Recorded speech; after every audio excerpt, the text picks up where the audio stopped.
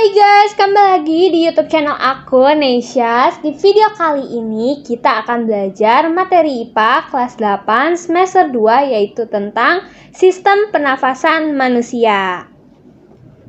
Guys, kita bersyukur banget ya tinggal di Indonesia yang memiliki banyak sekali tanaman. Nah, tahu nggak guys, tanaman itu menyediakan oksigen O2 dan menyerap karbon dioksida atau CO2. Nah guys, gas oksigen O2 dan gas karbon dioksida atau CO2 merupakan gas-gas utama yang terlibat dalam proses pernafasan loh. Nah guys, pada umumnya manusia dapat bernafas sekitar 17.000 kali dalam sehari. Selama bernapas, udara terus keluar dan masuk melalui organ-organ pernapasan. Hidung dan paru-paru merupakan contoh dari organ pernapasan. Nah guys, di bab ini kita akan membahas dua bagian ya. Yang A adalah struktur dan fungsi sistem pernafasan manusia. Nah, yang B adalah gangguan pada sistem pernapasan manusia dan upaya untuk mencegah dan menanggulanginya. Oke, langsung aja kita mulai ya. Nah guys, pada bagian A atau struktur dan fungsi sistem pernapasan manusia, kita akan membahas 4 hal ya. Yang pertama, organ pernapasan manusia. Yang kedua, mekanisme pernapasan manusia. Yang ketiga, frekuensi pernapasan. Dan yang keempat, volume pernapasan. Apakah teman-teman pernah mendengar yang namanya respirasi? Respirasi adalah proses pertukaran gas yang terjadi di dalam tubuh makhluk hidup. Nah guys, ada 3 proses dasar dalam respirasi manusia. Yang pertama, bernapas atau ventilasi paru-paru. Ini merupakan proses menghirup udara inhalasi dan menghembuskan udara ekshalasi yang melibatkan pertukaran udara antara atmosfer dengan alveolus paru-paru. Terus guys, yang kedua adalah respirasi eksternal. Ini adalah pertukaran gas-gas antara alveolus paru-paru dengan darah di dalam pembuluh kapiler paru-paru. Darah dalam pembuluh kapiler mengikat O2 dari alveolus dan melepaskan CO2 menuju alveolus. Nah, yang ketiga adalah respirasi internal. Ini merupakan pertukaran gas-gas antara darah di dalam pembuluh kapiler jaringan tubuh dengan sel-sel atau jaringan tubuh. Darah melepaskan O2 dan mengikat CO2. Nah guys, di dalam sel tubuh, O2 digunakan untuk reaksi metabolisme tubuh dan selama proses ini dihasilkan energi berupa ATP dan sisa metabolisme berupa CO2. Nah, proses yang terjadi di dalam sel tersebut disebut dengan respirasi seluler. Yuk kita masuk ke organ pernapasan manusia. Sistem pernapasan manusia tersusun atas hidung, faring, laring, trakea, bronkus, dan paru-paru. Jangan lupa dihafal ya guys, karena ini sangat penting sekali. Organ pernapasan manusia dibagi secara struktur dan secara fungsi. Nah, secara struktur ini dibagi menjadi 2. Yang pertama, sistem pernapasan bagian atas, dan yang kedua, sistem pernapasan bagian bawah. Sistem pernapasan bagian atas itu terdiri dari hidung dan faring. Sedangkan sistem pernapasan bagian bawah terdiri dari laring, trakea, bronkus, dan paru-paru. Nah guys, terus secara fungsi dibagi menjadi 2 lagi ya. Yang pertama zona penghubung dan yang kedua zona respirasi. Nah, zona penghubung ini terdiri dari hidung, faring, laring, trakea, bronkus, dan bronkiolus. Fungsi dari bagian penghubung yaitu menyaring, menghangatkan, dan melembabkan udara serta menyalurkan udara menuju paru-paru. Nah, yang kedua adalah zona respirasi. Tersusun atas jaringan dalam paru-paru yang berperan dalam pertukaran gas yaitu alveolus. Oke, kita masuk ke sistem pernapasan yang pertama ya, dimulai dari hidung. Nah guys, hidung merupakan organ pernapasan yang langsung berhubungan dengan udara luar. Hidung itu dilengkapi dengan rambut-rambut hidung, selaput lendir, dan konka. Nah guys, rambut-rambut hidung berfungsi untuk menyaring partikel debu atau kotoran yang masuk bersama udara. Nah, sedangkan selaput lendir sebagai perangkap benda asing yang masuk terhirup saat bernafas, misalnya debu, virus, dan bakteri. Konka mempunyai banyak kapiler darah yang berfungsi menyamankan suhu udara yang terhirup dari luar dengan suhu tubuh atau menghangatkan udara yang masuk ke paru-paru. Nah, dari hidung, udara masuk ke faring ya guys. Faring merupakan organ pernapasan yang terletak di belakang, posterior, rongga hidung hingga rongga mulut dan di atas laring, superior. Dinding faring tersusun atas otot rangka yang dilapisi oleh membran mukosa. Nah, kontraksi dari otot rangka tersebut membantu dalam proses menelan makanan.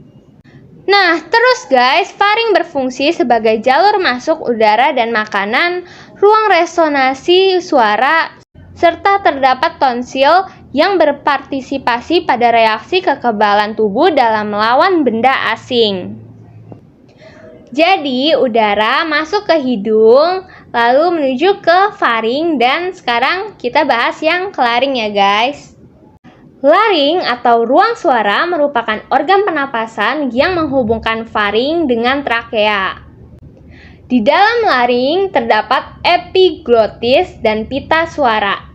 Nah guys, epiglotis berupa katup tulang rawan yang berbentuk seperti daun, dilapisi oleh sel-sel epitel, berfungsi untuk menutup laring sewaktu menelan makanan atau minuman.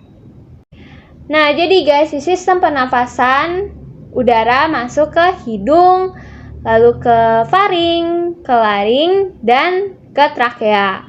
Lalu, apa sih trakea itu? Trakea atau batang tenggorokan adalah saluran yang menghubungkan laring dan bronkus.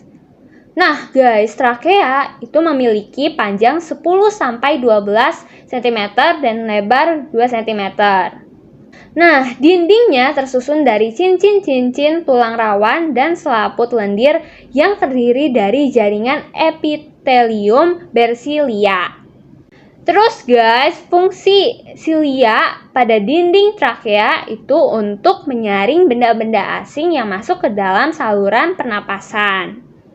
Oke guys, yuk ingat kembali, udara itu masuk ke hidung, ke faring, ke laring, ke trakea, dan sekarang kita bahas ke bronkus.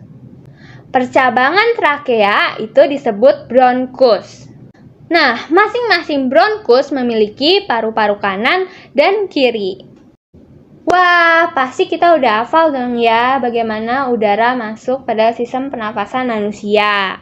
Pertama masuk ke hidung, lalu ke faring, terus ke laring, terus ke trakea, ke bronkus, dan ke bronkiolus.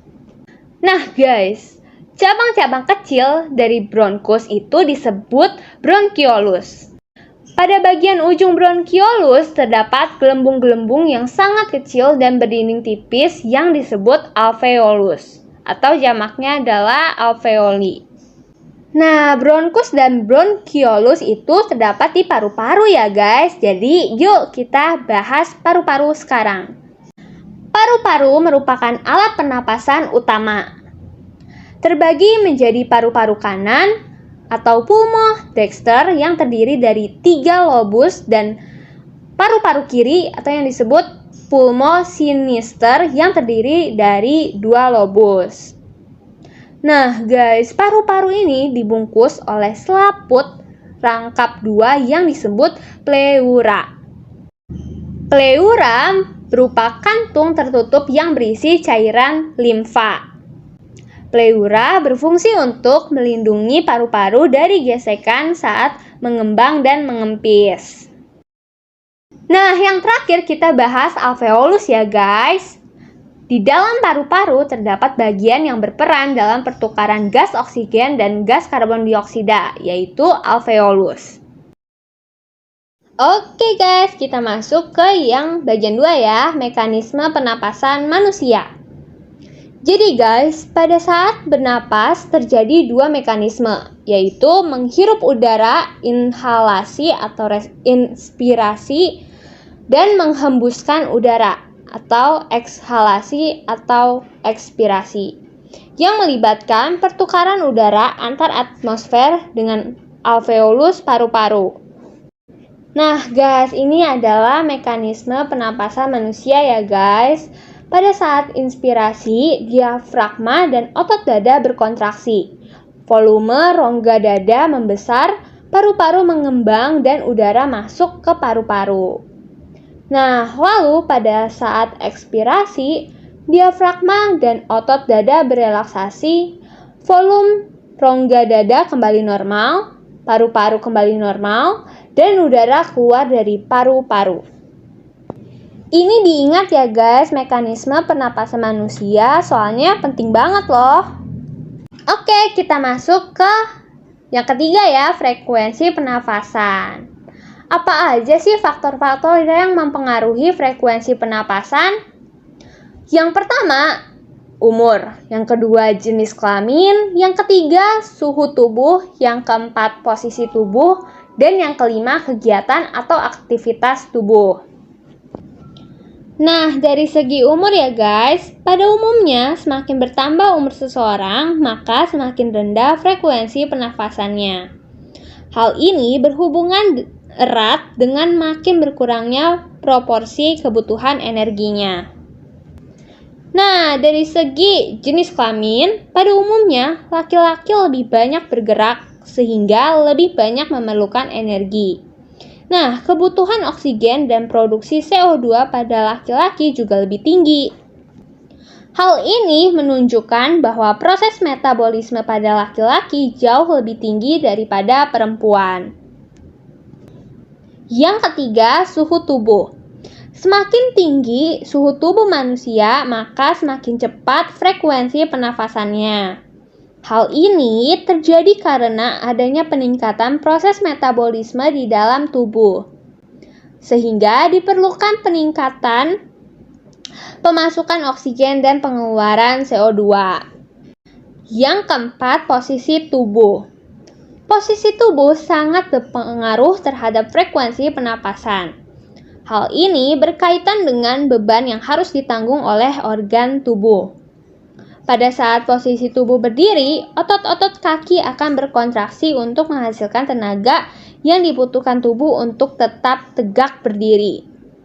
Sedangkan pada saat posisi tubuh duduk atau berbaring, beban berat dalam tubuh disangga oleh sebagian besar tubuh, sehingga tubuh tidak membutuhkan banyak energi.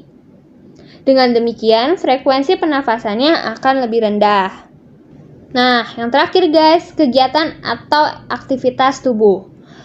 Orang yang melakukan aktivitas memerlukan lebih banyak energi dibandingkan dengan orang yang tidak melakukan aktivitas, seperti duduk santai atau tiduran.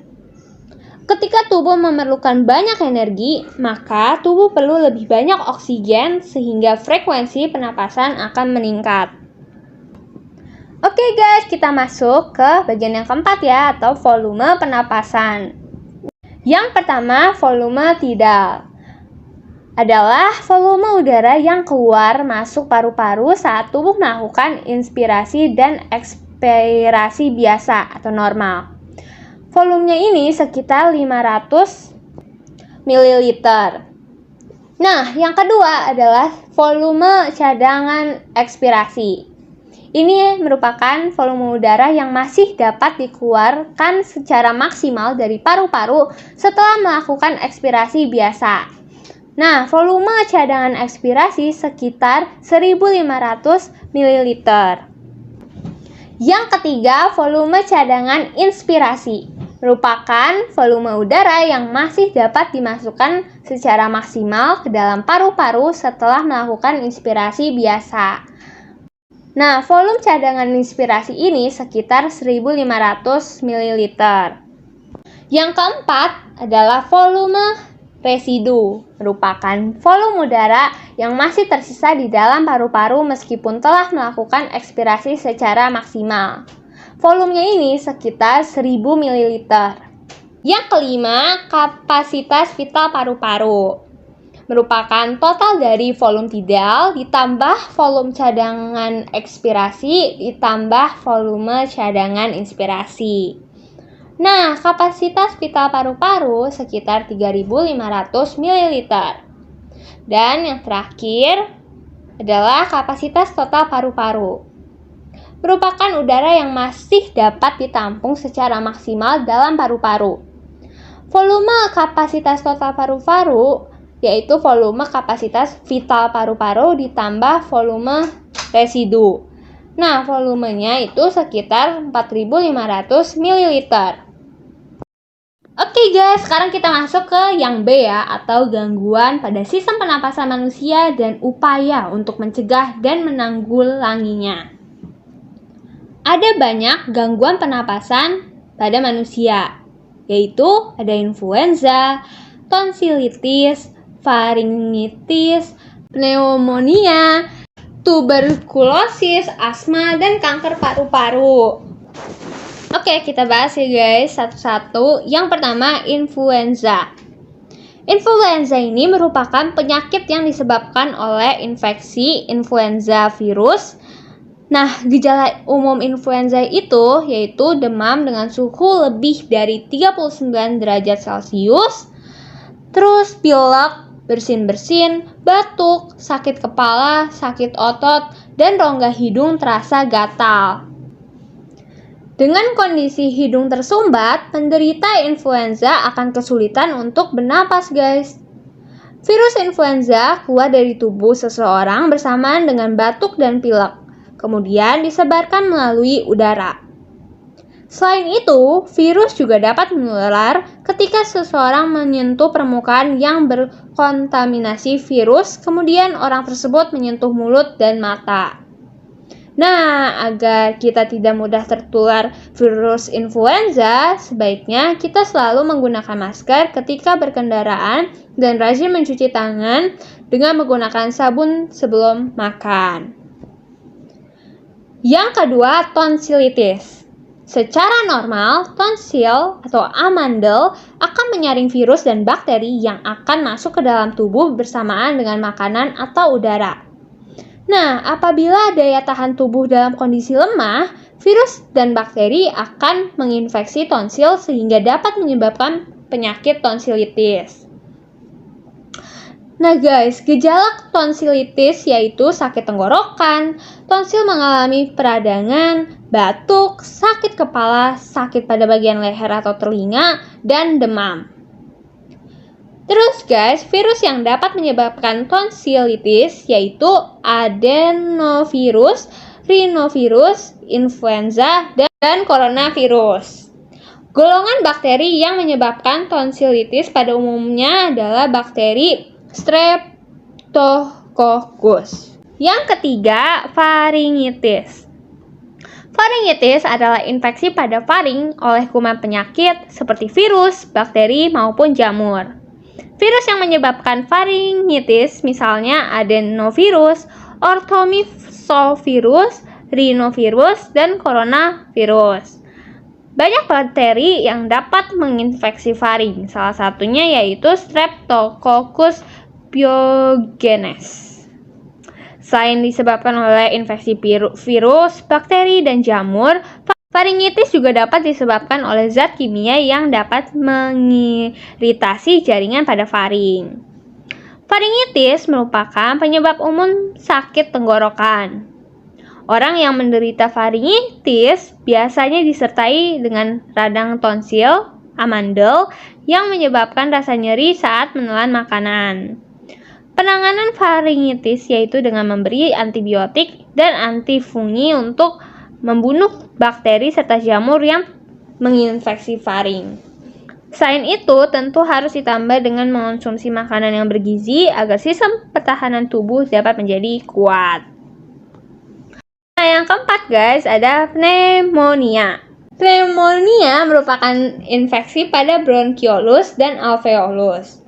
Penyebab terjadinya pneumonia antara lain karena infeksi dari virus, bakteri, jamur, dan parasit lainnya. Namun, pada umumnya disebabkan oleh bakteri Streptococcus pneumoniae. Pada paru-paru, penderita pneumonia terdapat cairan yang kental. Cairan tersebut dapat mengganggu pertukaran gas pada paru-paru. Hal ini menyebabkan oksigen yang diserap oleh darah akan menjadi kurang. Nah, gejala dari penyakit pneumonia yaitu demam, batuk berdahak, tidak enak badan, sakit pada bagian dada, dan terkadang mengalami kesulitan untuk bernapas. Penyakit pneumonia dapat ditularkan melalui udara ketika penderita pneumonia batuk maupun bersin. Oleh karena itu, ketika kamu pergi ke rumah sakit untuk menjenguk teman atau saudara yang dirawat di rumah sakit, sebaiknya kamu menggunakan masker. Penanganan pneumonia dapat dilakukan dengan memberikan antibiotik, obat pembuat saluran napas menjadi lebar atau bronchodilator, terapi oksigen, dan penyedotan cairan dalam paru-paru. Yang kelima adalah tuberkulosis atau TBC. Penyakit TBC disebabkan oleh infeksi bakteri Mycobacterium tuberculosis. Selain menginfeksi paru-paru, bakteri ini juga dapat menginfeksi pada bagian lain dari tubuh. Ketika bakteri tersebut masuk ke dalam paru-paru, bakteri akan menyebabkan infeksi sehingga memicu sistem imun untuk bergerak menuju area yang terinfeksi dan segera memakan bakteri tersebut agar tidak menyebar luas. Jika sistem imun lemah, maka bakteri dapat masuk ke peredaran darah dan sistem limfa untuk menginfeksi orang lain.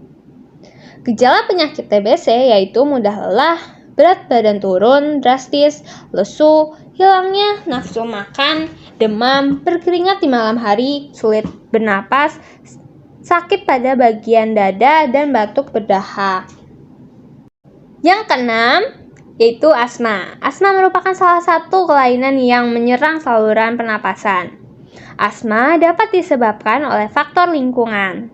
Faktor lingkungan yang dapat menyebabkan asma diantaranya masuknya zat pemicu alergi atau alergen dalam tubuh. Misalnya asap rokok, debu, bulu hewan peliharaan, dan yang lainnya. Masuknya alergen akan memicu tubuh untuk menghasilkan senyawa kimia seperti prostaglandin dan histamin. Senyawa kimia tersebutlah yang dapat memicu penyempitan saluran pernapasan. Penyempitan yang terjadi pada saluran pernapasan menyebabkan penderita kesulitan untuk menghirup cukup oksigen. Penderita asma akan mengalami batuk, napas berbunyi, napas pendek, dan sesak napas. Oleh karena itu, penderita asma harus berhati-hati dan menghindari kendaraan atau benda-benda yang dapat memicu asma. Nah, lalu guys, yang ketujuh, kanker paru-paru. Kanker paru-paru terjadi karena pertumbuhan sel-sel yang tidak terkendali pada jaringan dalam paru-paru. Jika sel-sel tersebut tidak segera ditangani, dapat menyebar ke seluruh paru-paru, bahkan jaringan di sekitar paru-paru. Gejala orang yang menderita kanker paru-paru yaitu batuk disertai darah, berat badan berkurang drastis, napas menjadi pendek, dan sakit pada bagian dada. Sekitar 85% kasus kanker paru-paru disebabkan oleh merokok dalam jangka waktu yang lama. Sedangkan 10-15% kasus terjadi pada orang yang tidak pernah merokok. Kanker paru-paru pada orang yang tidak merokok dapat diakibatkan karena kombinasi faktor keturunan dan faktor lingkungan. Misalnya, menghirup debu asbes dan udara yang terpolusi, termasuk akibat menjadi perokok pasif. Wah, ternyata banyak banget ya guys penyakit-penyakit pada sistem pernapasan manusia. Jadi, yuk kita mulai menjaga kesehatan. Oke guys, kita udah banyak membahas tentang sistem pernapasan manusia. Terima kasih sudah menonton video ini. Jangan lupa untuk di like, comment, share, and subscribe. And see you guys in the next video. Bye!